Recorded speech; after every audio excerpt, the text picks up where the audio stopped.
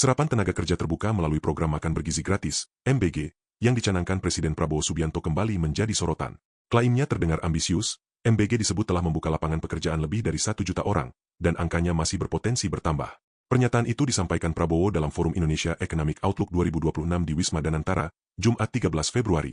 Dari MBG saja sekarang sudah lebih dari 1 juta orang bekerja, ujar Prabowo. Kepala negara memperkirakan, ke depan akan terbuka sekitar 1,5 juta lapangan kerja baru. Angka ini berasal dari kebutuhan operasional setiap satuan pelayanan pemenuhan gizi atau dapur MBG yang membutuhkan 5 hingga 10 pemasok bahan baku. Di ujungnya akan 1,5 juta orang bekerja tiap hari. Tapi tiap dapur akan membuka 5 sampai 10 pemasok, supplier. Masing-masing pemasok punya 3, 4, 5 petani yang bekerja, ucapnya.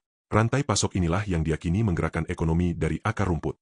Menurut Prabowo, petani sayur, peternak ayam, hingga sapi perah merasakan manfaat langsung karena hasil panen dibeli rutin dan pasarnya terjamin di kampung sendiri. Ini menimbulkan ekonomi dari bawah, tegasnya.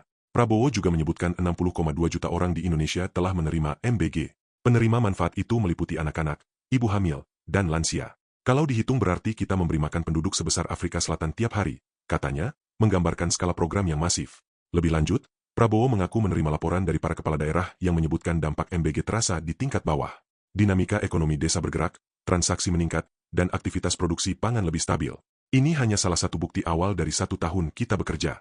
Dan ini akan terus kita buktikan dengan hasil nyata, pungkasnya. Benarkah MBG membuka 1 juta lapangan kerja? Klaim tersebut bertumpu pada perhitungan rantai pasok dapur, pemasok, dan petani yang terlibat.